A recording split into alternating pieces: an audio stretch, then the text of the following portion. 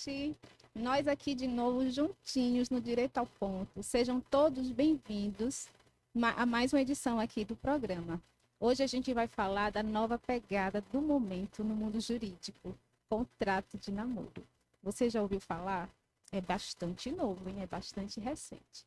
Para que serve um contrato de namoro? Você toparia fazer com seu namorado, com sua namorada? Né? Quais são as vantagens, quais as desvantagens, enfim.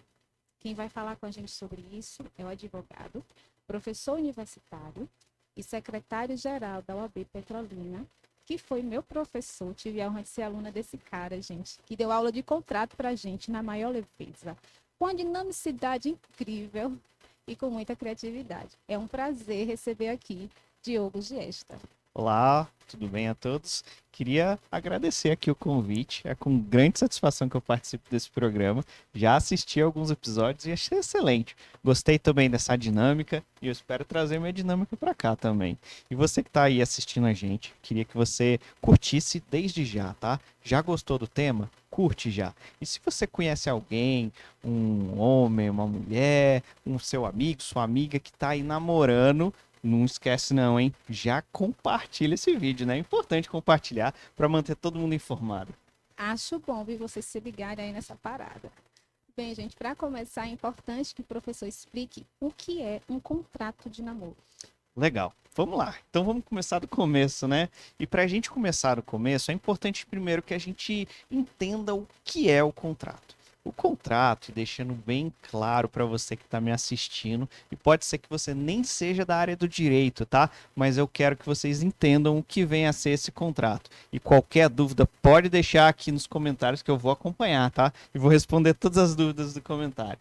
Então, o contrato, o que é um contrato? Em primeiro lugar, a gente precisa entender que o contrato ele sempre tem que ter duas partes. A gente vai ter o lado contratante e o lado contratado. Ou seja, sempre pelo menos duas pessoas. E essas duas pessoas, elas vão nada mais, nada menos do que declarar a sua vontade, do que dizer o que ela quer, o que ela pensa, como ela quer, o que ela quer pagar, o que ela quer receber, enfim, qualquer objeto que seja, desde que seja legal, desde que a nossa lei autorize.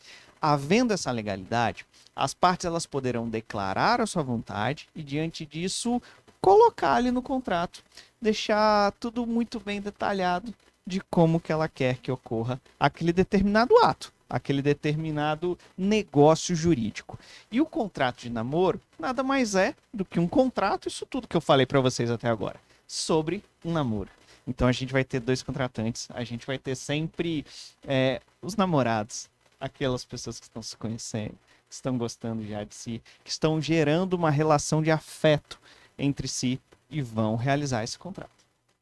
E hoje os namoros estão mais intensos, mais profundos. Alguns namorados já têm alguns negócios envolvidos. E é bastante interessante a gente saber qual seria, então, a utilidade, professor, desse contrato de namoro. Legal, realmente, tu pontuou muito bem. Hoje em dia a gente tem relacionamentos que estão cada vez mais profundos e cada vez mais rápido, né? A gente tem uma sociedade que ela é muito rápida em tudo, ela é muito fluida, como diriam alguns filósofos, e eu gosto disso. Então, quando a gente fala que as relações estão fluidas, os relacionamentos eles estão rápidos e eles estão muitas das vezes bem profundos. Profundos ao ponto de constituir empresas, profundo ao ponto de você ter ali um filho, de você ter ali um filho pet, tá? Eu tô me referindo aqui, não é a questão da gente ter ainda um filho dentro da questão de você constituir uma família propriamente filho dito. humano, né? Um filho Isso, pet. não é bem isso. Então, a gente verifica essa profundidade de relacionamentos de alguns namoros. Então, é importante que a gente tenha um contrato de namoro exatamente para deixar bem claro que a relação afetiva que está ali sendo vivenciada por aqueles contratantes, por aquelas partes, ela é um namoro. Ela não ultrapassa disso. Ela não é uma união estável, ela não é um casamento, ela não é qualquer outro tipo de entidade familiar. Ela é apenas um namoro. Essa é a vontade dos contratantes e é isso que eles querem deixar claro diante desse documento. Inclusive, é justamente sobre isso que eu quero perguntar. Qual seria a diferença, professor, do contrato de namoro para a união estável? Porque às vezes pode confundir, né?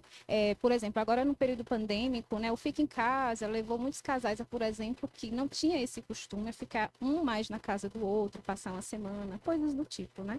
E aí, como saber se o que está vivendo é a união estável, o namoro, e se faz um contrato de união estável ou de namoro? Legal. É interessante, então, a gente entender que a união estável e o namoro são entidades familiares diferentes. Eu diria que, do ponto de vista de constituição de família, a união estável é como se fosse uma evolução ali do namoro. Então, a gente tem que a união estável é uma evolução, eu diria assim, de uma forma bem simples, tá? Que os grandes juristas não me vejam falando isso, mas a união estável é quando a gente verifica uma relação que ela é pública, ela é contínua, ela é duradoura e tem o principal intuito de constituição de família. Aqui a gente verifica que os companheiros que estão realizando uma união estável, eles possuem sim um interesse de você ter filhos, de você ter uma questão de você comprar uma casa, de você montar seu imóvel, fazer viagens conjuntas, passar aniversário juntos, viagens juntas. Então é algo mais profundo do que um namoro. Certo. E qual seria então a importância de fazer um contrato de namoro? Seria descaracterizar a união estável e também proteger o patrimônio? Isso é um propósito, isso é um interesse maior. Eu diria que as pessoas que buscam fazer o contrato de namoro, muito mais do que uma simples pactuação de vontade, muito mais do que uma simples declaração do que pensa e como pensa aquele namoro, também tem esse intuito de se proteger os patrimônio, né? Proteger os seus bens. E é muito interessante, até mesmo porque a gente verifica que esse contrato de namoro, ele teve assim uma relevância, ele teve uma importância muito grande quando a gente teve o período pandêmico, que realmente os casais, os companheiros, os namorados, eles começaram a se conviver no mesmo teto, porque cada um não podia ficar longe do outro, né? Daí namorados, principalmente naqueles do início, não consegue ficar longe, né? Não consegue ficar longe de jeito nenhum, por mais que a gente tenha a tecnologia que aproxime, mas mesmo assim eles precisam estar perto, eles gostam de estar perto. E quais seriam os critérios para o casal de namorado celebrar esse tipo de contrato? Legal. Eu diria que o principal ponto de um contrato de namoro é a vontade comum. A vontade comum. Ou seja, que os dois namorados, que as duas partes desse contrato, eles possuem ali um interesse em constituir esse contrato. O interesse de declarar aquelas determinadas cláusulas que vão estar constadas ali naquele contrato, que vão deixar claro para todos de uma forma bem formalizada sobre aquele namoro. Essa é a principal requisito, tá? Além de todos os requisitos que a gente tem diante de um contrato simples. A questão da legalidade, das partes serem capazes, de você ter também uma forma que não seja prescrita em lei, ou seja, algo que não seja proibido dentro da lei. Também é mais um ponto importante, um ponto interessante de se ter nesse contrato de namoro. Então tem que ser maior de 18 anos, as cláusulas, ou seja, a vontade das partes vão se transformar nas cláusulas do contrato, ou seja, eles vão estar bem à vontade para dizer o que eu quero e o que eu não quero nesse contrato. Isso é importantíssimo que eles estejam bem à vontade de declarar a sua declaração ali, que seja bem voluntária, eu diria. Não pode ter qualquer tipo de coação, qualquer tipo de ameaça. Ela tem que estar livre e desimpedida para deixar bem claro o que ela pensa e da forma como ela pensa. Um outro ponto também que é bem interessante é a respeito dessa capacidade. A gente pode falar que sim, é feito por maiores, só que a gente não pode esquecer que ele pode ser representado caso ele seja menor. Que outra parte, uma pessoa responsável por ele, deixe claro qual é a vontade e da forma como ele pensa. Bem interessante. O que é importante falar também é que há pontos positivos, né, nesse contrato de namoro, você já falou alguns, mas há algum ponto negativo? Bom, como um contratualista, eu diria que ponto negativo eu não consigo enxergar. Eu consigo enxergar quando o contrato ele é mal feito. Eu consigo enxergar quando a declaração da vontade ela não é muito bem exprimida. Eu consigo enxergar um ponto negativo também no contrato de namoro quando não há esse choque de vontades. Choque de vontades, para quem foi meu aluno aí, Já curte o vídeo também, viu? Já compartilha com outro colega de sala lá para ver o professor aqui dando a entrevista. Então, o choque de vontades é quando a vontade das duas partes, os dois contratantes, eles se chocam, eles se encontram, bate uma vontade com a outra, deu match ali, deu encontro em uma da outra. Eu vi em algumas pesquisas que alguns cartórios já têm um modelo de contrato de namoro pronto, né? E vi até o preço, que varia de 200 a 500 reais. É interessante a gente adotar esse tipo de contrato, se bem que a gente sabe que mesmo tendo esse modelo pronto, as partes podem alterar, podem criar novas cláusulas. O que o senhor indica, professor? Bom, eu não gosto muito de modelos prontos. E eu vou deixar claro o porquê para você que está me assistindo. Lembra lá naquela primeiro ponto, logo na minha primeira fala, que a gente falou, deixou claro aqui o que é o contrato. Deixamos claro aqui que para os contratantes é importante que a gente tenha essa declaração, essa vontade, que ele deixe claro a forma como ele quer esse namoro. Então, se a gente parte de um ponto que se tem um modelo pré-estabelecido, se tem uma declaração já estabelecida, a gente não vai ter uma vontade real.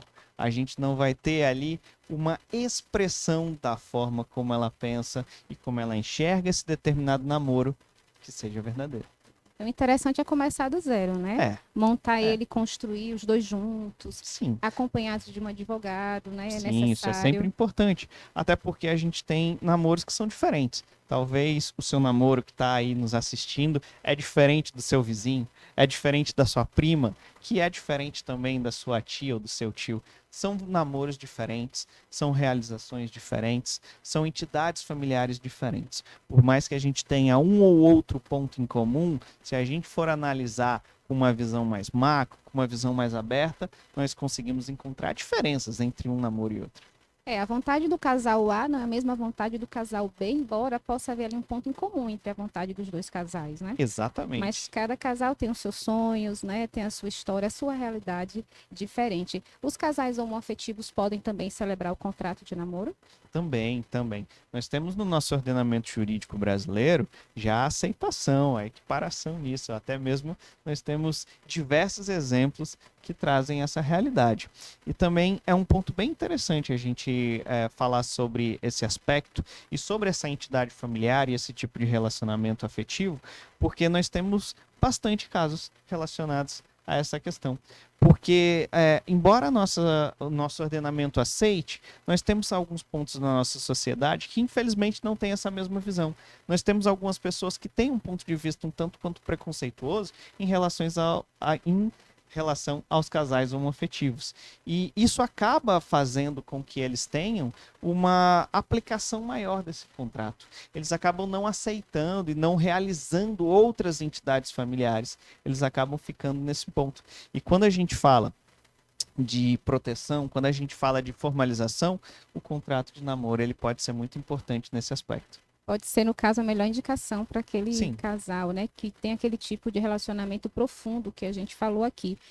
Professor, como fazer esse contrato de namoro? É no cartório, é no escritório com advogado? Enfim, explica pra gente, por favor. Legal. Bom, primeiro passo, eu sempre indico que você procure um advogado que seja especialista em contratos, um advogado que seja especialista em família. Esse é o ponto inicial, porque ele é a pessoa correta, a pessoa especialista que vai saber indicar qual é o caminho correto. Por mais que você queira ali fazer no cartório, trazer uma roupagem mais rigorosa, assim, digamos, embora não seja necessário se ir para o cartório, você pode fazer apenas um contrato particular, mediante ali um acompanhamento de um advogado, com o reconhecimento, com a realização das firmas, das assinaturas dos contratantes. Então, esse é o ponto interessante. Nada de pegar no Google e achar que está certo, tá? Você vai precisar ir muito mais a fundo do que simplesmente isso. Qual a validade? Existe uma validade imposta para esse tipo de contrato? Tá. A respeito da validade, essa é mais uma das declarações que a gente vai ter dentro do contrato de namoro. As partes, elas podem ali fixar um determinado prazo. É muito comum a gente verifica, isso que eu aplico dentro dos contratos que eu faço, do contrato de namoro, aplicar uma validade ali de 1 ano, havendo uma renovação automática, caso não haja qualquer oposição, caso não haja qualquer declaração contrária a essa renovação. Então esse é um ponto que você pode deixar ali sendo renovando anualmente e a gente consegue conviver assim. Ou então você pode deixar uma declaração de vontade no sentido de que não há validade e que por conta disso, para que se tenha um cancelamento, para que se tenha uma revogação desse contrato, seja necessário você realizar uma extinção desse contrato de namoro. No caso, realizar uma extinção de modo oficial também. É sempre importante que se o contrato ele é feito de uma forma, ele seja desfeito dessa mesma forma. O contrato, eu gosto muito de comparar uma via de mão dupla. Se você vai de um jeito, você tem que voltar desse mesmo jeito. Então, se o casal ali, se os namorados, eles optam por realizar um contrato que seja extremamente rigoroso, que se vá até um cartório, que se faça ali um reconhecimento de firma, um registro desse contrato de namoro. Se quiser ser desfeito, se quiser ser extinto esse contrato, tem que ser feito da mesma forma. Vai ter que procurar novamente um cartório, vai ter que reconhecer novamente a firma e realizar o registro. Então, do mesmo jeito que você faz, você tem que desfazer. E isso é muito rápido, não é nada demorado, não dá tanto trabalho não. Né? Não dá. É algo rápido que dá para se fazer em em um dia, literalmente mesmo, você consegue realizar todos esses afazeres, desde a realização da pactuação, da coleta dessas declarações de vontade, até mesmo de um registro, se porventura a parte quiser no cartório, não é nada que demore longos dias. É importante falar, né? Porque a gente está aqui falando da formalização de um tipo de relação e aí as pessoas podem achar, nossa, tem que fazer tudo isso, mas é algo rápido, né? Para quem tem experiência, no caso de um advogado, que já tem a prática, né? É tudo rápido, aí como o professor falou, no tempo de um dia. Sobre o cancelamento, pode colocar, por exemplo, uma cláusula nesse contrato dizendo algo assim, que terminado o namoro, automaticamente cancela-se o contrato e aí mesmo assim, ainda vai precisar da formalidade de extinção. Pode ser feito se isso for de acordo de ambas as partes, se os dois contratantes quiserem realizar um cancelamento nesse sentido, pode ser feito sim. Apesar de eu achar ideal que haja uma formalização também dessa extinção desse contrato. Que se busque ali uma assinatura, que se busque ali uma extinção até mesmo de tudo que foi realizado, tudo que foi constituído diante desse contrato de namoro, que ele seja desfeito. Então é importante também. Importante. O que é que pode invalidar um contrato de namoro? Porque cancelamento é uma coisa e invalidação é outra, né? Isso aí. São duas coisas bem distintas, é importante a gente deixar claro. Invalidação, ele está ligado à questão de não obedecimento desses requisitos. Os requisitos que são importantes, que constam na própria lei a respeito dessa questão de você produzir um contrato, de você formalizar esse contrato. E está aqui mais uma declaração, mais um ponto importantíssimo que diz e que respalda esse meu comentário de você procurar uma pessoa competente, de você procurar um advogado que ele seja especialista. Porque se for um advogado que não seja especialista, que não conheça da lei, que não saiba quais são os requisitos importantes para a realização desse contrato, ele pode cometer ali alguma pequena falha. Então, por mais que não seja da vontade das partes o cancelamento, a invalidação, a extinção desse contrato vai acabar sendo porque não foi obedecido um requisito importante do contrato. Que outra importância teria o contrato de namoro, além de, por exemplo, descaracterizar a união estável e proteger o patrimônio? Legal.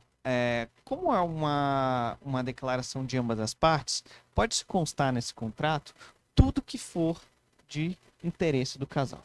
Desde quem vai ter que lavar a louça, que é algo importante, quem vai ter que levar ali o filhinho pet para dar uma volta no quarteirão, para fazer o passeio dele, desde questões de jantares, dos pagamentos podem ser feitos também, quem vai pagar a luz, quem vai pagar a água, quem vai pagar ali se o plano de saúde vai ser conjunto, mas cada um vai pagar o seu, enfim, pode ser feito tudo. Você pode declarar tudo, desde que não seja contrário à lei, pode se colocar no contrato, e se for de vontade dos dois. Deixar claro, por exemplo, que o que o rapaz comprar durante o namoro é somente dele, né? Não é dividido não, né? Meio a meio não, né? Pode deixar também claro. Tudo que for de vontade dos namorados pode se constar dentro desse contrato. Não parece nada romântico, né? Mas é algo bem necessário, né? Aquilo que a gente já veio falando durante a entrevista, que os namoros são bastante intensos hoje, profundos, né? Existem casais que têm negócios juntos, então é bastante importante, porque a gente sabe que o dia de amanhã Deus pertence e o mundo gira, né? Vai que o relacionamento acaba e aí se tem um contrato de namoro já tá tudo ali determinado, não vai ter dor de cabeça, não vai ter confusão nem briga, porque já tá tudo ali acordado, determinado no contrato que foi feito, né, baseado na vontade dos dois. Não é isso, professor? Exatamente. E pode ser que a princípio seja um tanto quanto formal, que quebre um tanto quanto romantismo, que Romeu e Julieta se revirem ali no túmulo, mas o que a gente tem que pensar é o seguinte: acredito que você que esteja me vendo, você que esteja me ouvindo, talvez já tenha vivenciado um término de namoro. É algo muito complexo, né? E se torna mais complexo ainda quando se tem bens conjuntos, quando se tem uma série de entrelaços, e isso acaba deixando ainda mais complexo. Então, para que essa complexidade de um término de relacionamento não torne um grande mar de confusões, de conflitos, esse contrato ele entra exatamente para reduzir ou até mesmo para extinguir todos esses problemas futuros que podem se ter diante de um término de um namoro. Então, se você já terminou um namoro, você sabe como é e você sabe a importância de se tem para acabar todo aquele conflito final. Bom, a gente já está encerrando o Direito ao Ponto. Vai curtindo aí, comentando, compartilhando. Deixa também, gente, que a sua sugestão de tema para a gente falar aqui em outras edições. E não esquece de se inscrever no canal. E aí eu quero pedir ao professor que ele deixe para vocês uma outra recomendação. Que recomendação você deixaria para os casais que estão nos assistindo, que vai nos assistir, a respeito do contrato de namoro? Legal. Primeiro, eu queria dar uma recomendação para os casais. Pode ser? Para os namorados. Sim. Conversem. Essa é a base principal de um relacionamento. A conversa. E a partir da conversa vai se nutrir uma confiança. Então é importante que os namorados, os casais, isso serve para todas as entidades familiares, que eles deixem muito claro o que eles pensam daquele relacionamento afetivo, como eles pensam, o que eles esperam, como eles esperam, em quanto tempo eles esperam, porque a gente verifica muitos términos, né? Muito rompimento de relações afetivas, o que é muito triste. O que é muito triste, num ponto de vista. Mas quando a gente adentra dentro dessas dissoluções das entidades familiares, a gente verifica que muitos desses problemas poderiam ter sido resolvidos se houvesse uma conversa maior. Então, esse é a principal dica que eu deixo a respeito de relacionamentos, a respeito de relações afetivas. Já a respeito do contrato de namoro, que está muito ligada a essa primeira dica que eu dei, é que diante dessa conversa se acha os pontos em comum. É muito comum e muito natural que isso aconteça, que a partir dessas conversas se encontre quais são os pontos em comum em cada relacionamento. E se o casal sentir a segurança, sentir a necessidade de realizar um contrato com os pontos em comuns, que assim seja feito. Seja feito porque será de muita importância se esse casal tiver um rompimento, que é algo que a gente não espera. Mas se por acaso tiver uma evolução para uma outra entidade familiar, seja para uma relação estável, seja para um casamento, já vai se ter uma base boa. Uma base boa desse encontro de vontades, dessas relações que são mútuas, que essa troca que se tem de afeto e o que deve ser feito e como deve ser feito. Então, eu acho que é interessantíssimo e eu recomendo a todos que estão aqui nos assistindo. Ai, gente, ele é show. Sou super fã.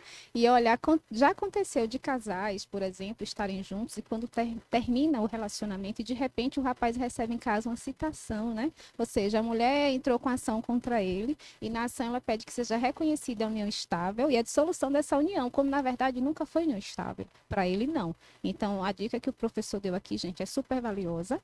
Aqui no canal tem um vídeo que o Direito ao Ponto gravou falando sobre união estável com a doutora Vitória Santos. Então vai lá e assiste também. Vai que o teu namoro já está evoluindo para união estável e tu não sabe. Ou então, você agora, a partir dessa edição de Direito ao Ponto, decidiu celebrar um contrato de namoro, porque é o que você quer, um namoro.